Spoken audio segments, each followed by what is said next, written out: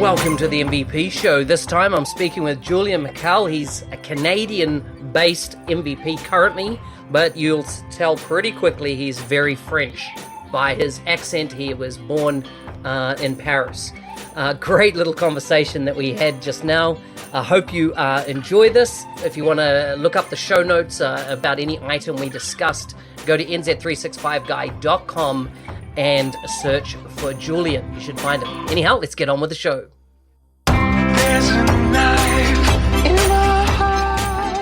Hey, Julien, welcome to the MVP show. How are you? Thank you. Very fine. Great to be with you this morning. Excellent. Well, another French, and you are French, right? Or are you Canadian? Oh yes, totally. I am born in Paris, next to Paris, and I grew up in Luxembourg. So would you say you're a Parisian? Parisian, yeah. Parisian. Parisian. Right. Wow, what an awesome city to be born in. I was just looking at a picture on my wall this morning of the Eiffel Tower, and it took me back to the time I've stood below the Eiffel Tower, and everything about Paris is wonderful. Yeah, every day when I was in Paris, I saw it, and I was like, I am so lucky to live in this great city, which everyone in the world wants to see a day. So yeah. Would you say it's a city of romance? Yeah. You seem to hesitate. Yeah, right. Because I grew up in another country, so my heart is divided in two. Okay. So what was that second country you said? So I lived in Luxembourg for Luxembourg. 8 years, something like that. Yeah, between 10 and 18 years old. So why did you end up in Luxembourg? My father, in fact, worked in Luxembourg. So he worked in Paris, and after that, a company offered him a contract in Luxembourg. So we moved with him, and it was a very nice place. I met a lot of people, a good friend in Luxembourg. So this is a great country. It's so beautiful. It's little, but you've got everything. So I've always thought that Luxembourg was a city, but it is actually a country, isn't it? Yeah, it's a country. It's not like Singapore. It's not one city. I live in the suburbs of Luxembourg city, but the suburb is like the country with the pigs, etc. So it was so beautiful to grow up in this country. It's wedged between Brussels and Germany and France. Yeah, it's between Strasbourg and Brussels, which are the two other capitals of Europe. Because Luxembourg City is one of the place. I think there is an administration of Europe. This is an important place in Europe. Wow, I am going to have to add it to my locations to visit because I've never been there. Or you can stay for 2 days. You will see everything of the city. But Is that right? Yeah, but if you go and see some picture, I think you're gonna love it because it's really beautiful. The pictures that have, my quick Google of it have definitely come up that it's a very European-looking city. So, and I love European cities. So yeah, it looks very good. Yeah.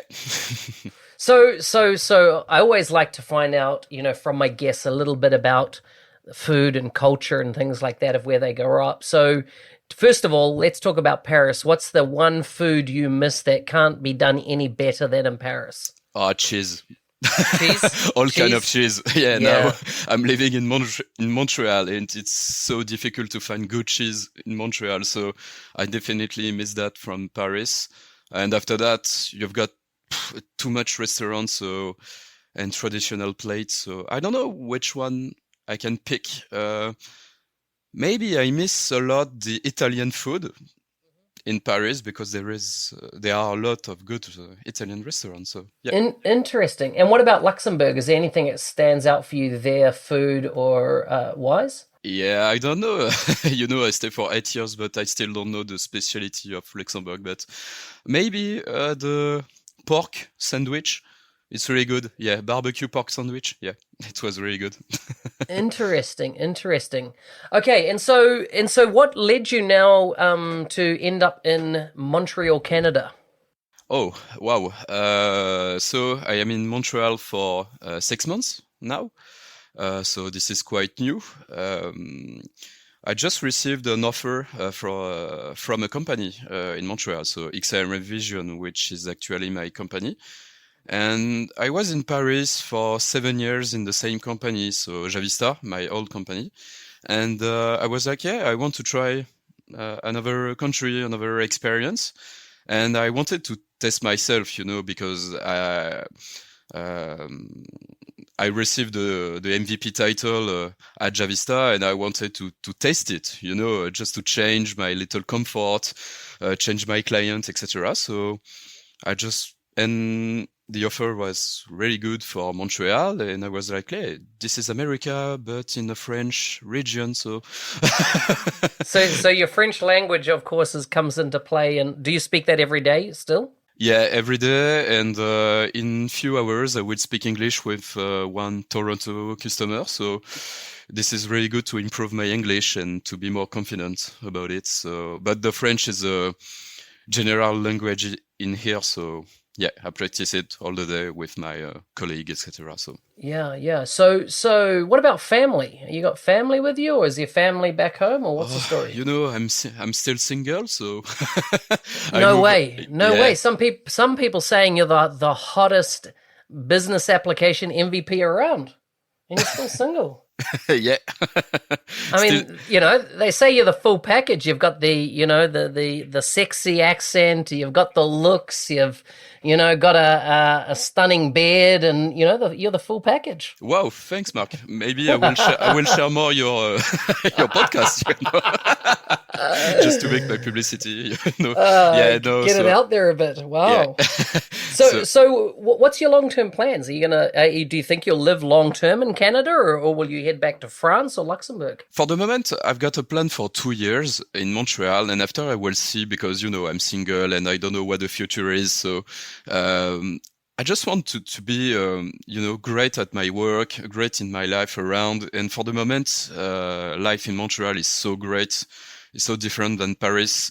It's difficult to don't see your family and my friend. We are still in France, but this is such a great experience. So for now, I don't have any plan. In my job, at my job, I'm the first MVP. So this is a great responsibility to be there and to have a brand like this. And so we'll see. My company has got a lot of ambition in Montreal and Quebec and Canada. So we'll see. Interesting, interesting. And how have you found the journey of becoming an MVP? Has it changed anything for you? Oh yeah! Oh wow! What a journey! It started. I was in a mission. I was alone in a mission at a private bank in France.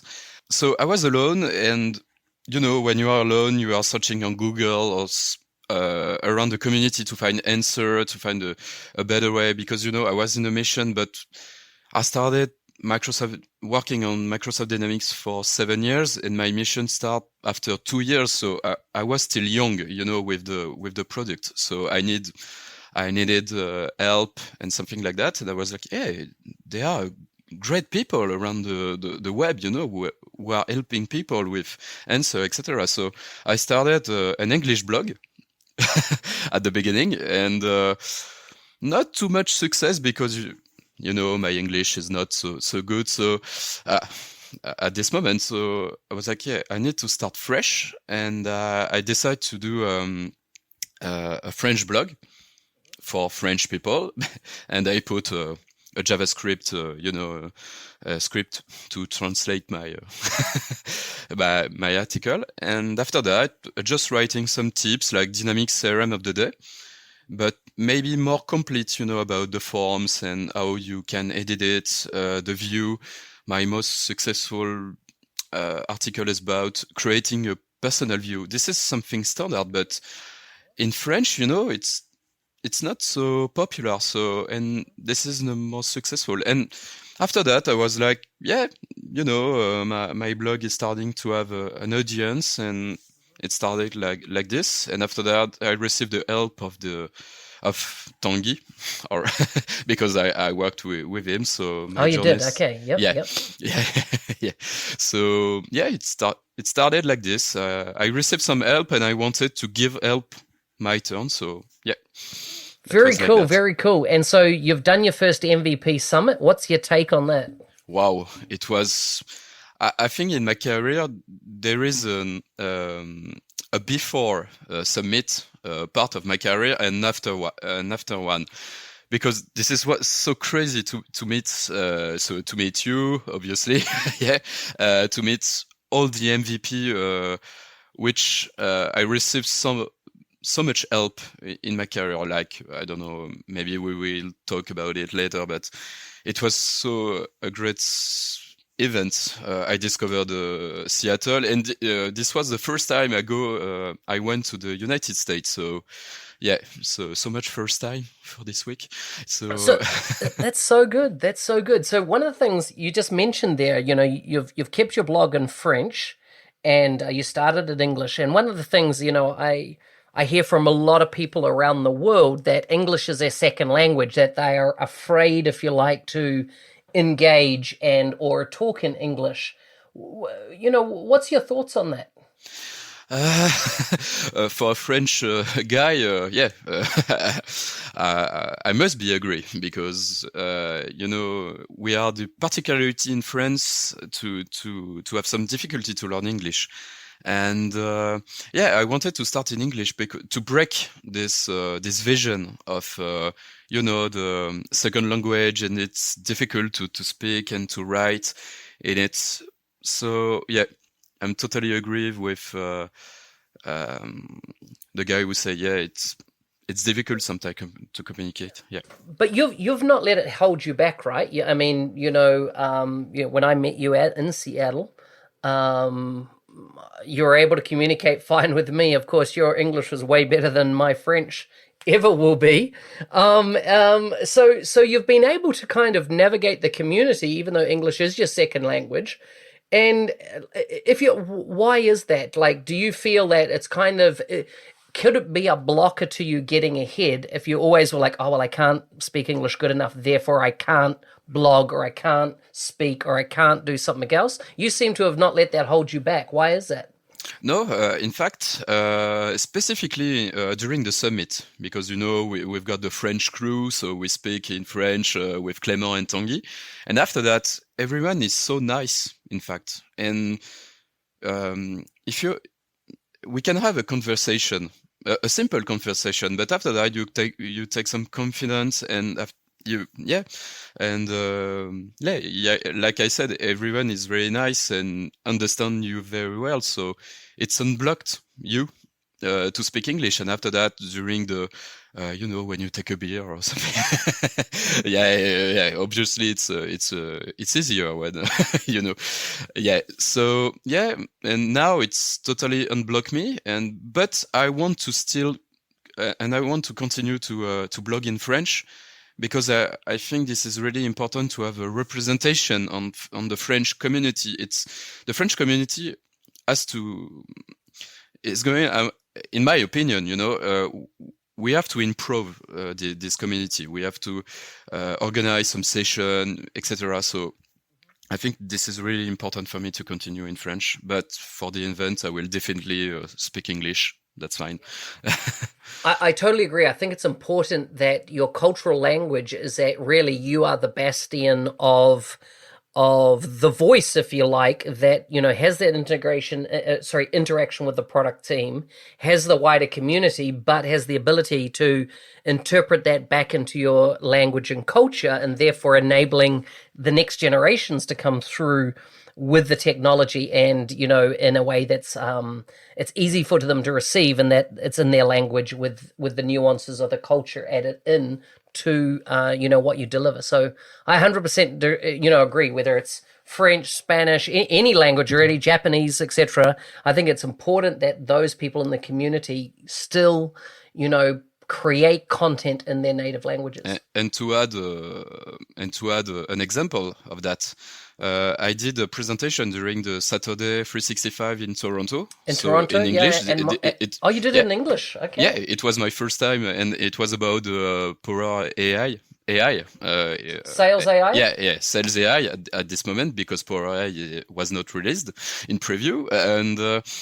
And the next day, I was in Montreal for the Saturday 365, and I did it in French. And the other English MVP was like, wow, it's amazing, because yesterday you speak in English and today you speak in French. So that's so great, to have the capability to do it. So, yeah. So good. I was sorry I missed that event. I was scheduled. I even had all my flights booked and everything to be in Toronto and Montreal, but Microsoft sent me to China that week, and so I ended up training a bunch of Microsoft folks in China, and it was the flight to get to Toronto for that first session on the Friday would have taken me, I think, 30-something hours to get from Beijing to China with all the connections and stuff to do a 1-hour presentation. It was like, wow, that's it's crazy. So you've got like 1 year to learn French and to do your presentation in Montreal.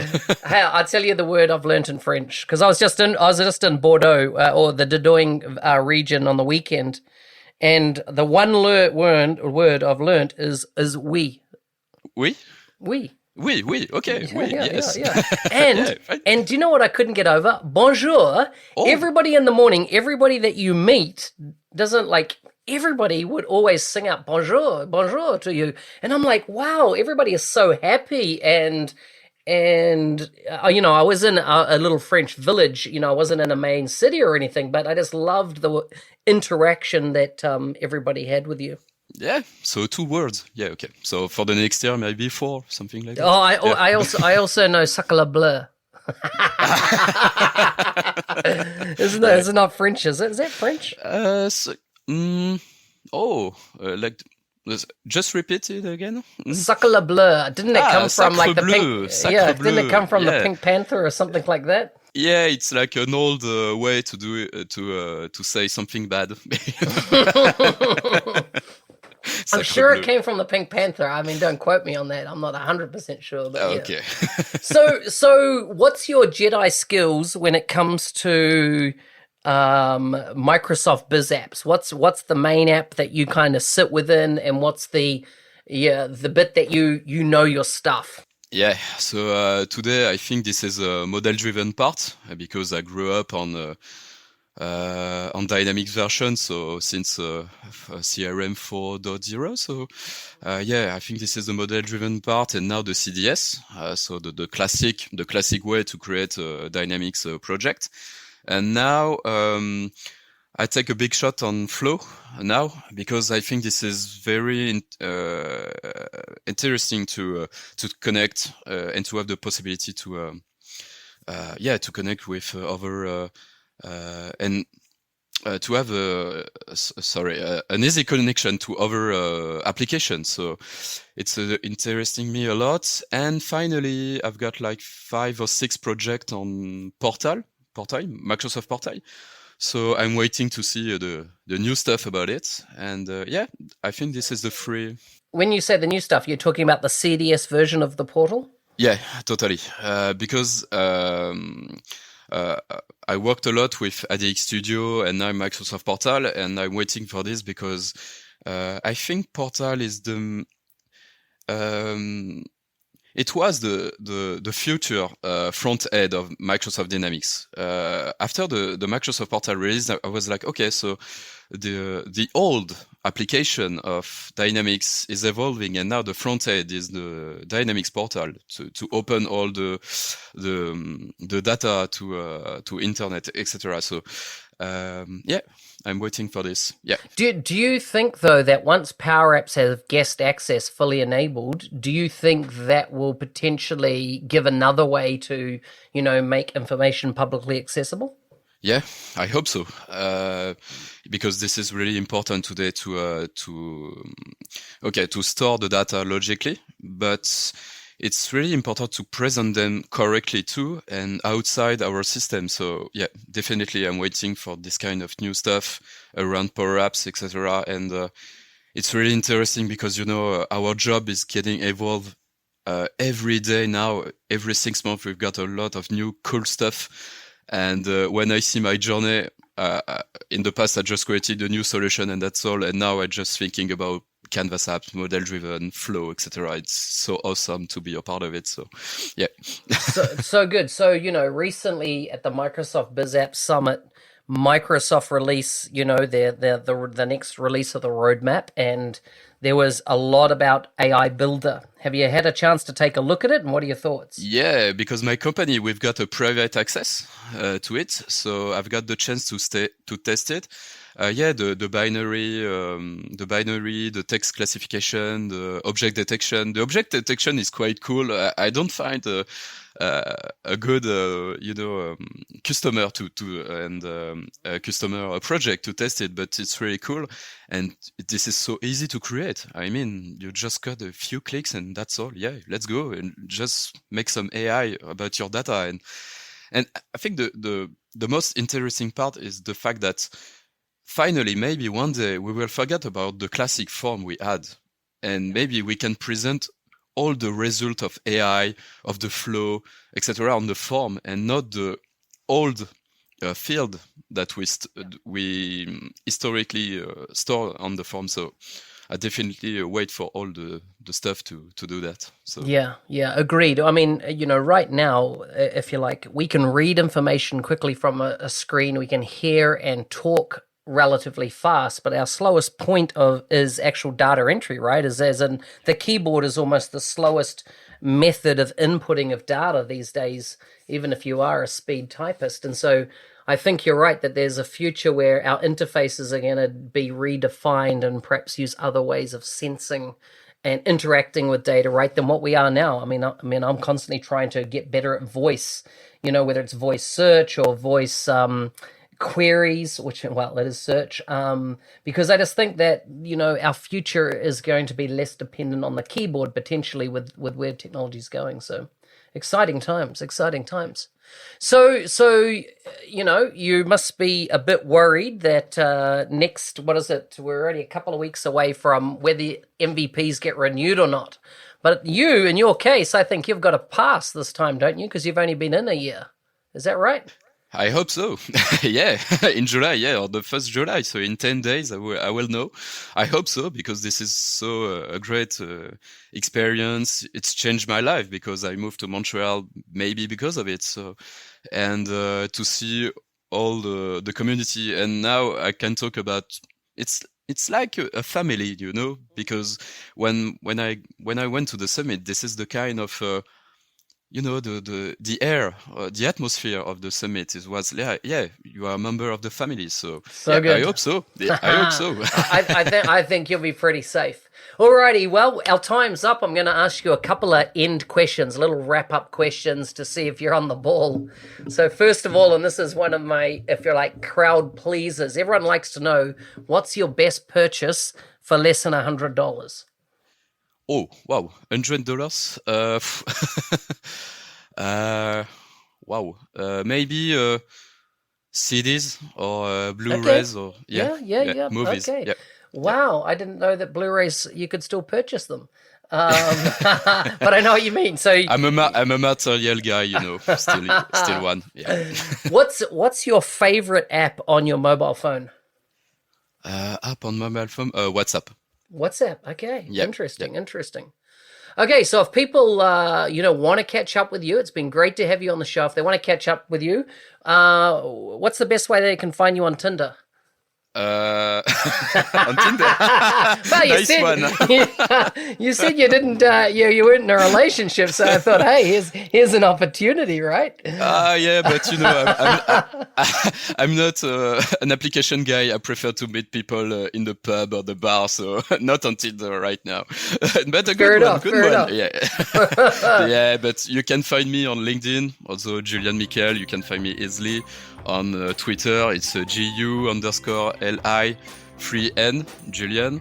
And on my blog, the guide Microsoft Power Apps, I changed the name because I need to actualize it. But yeah, that's the way you can find me.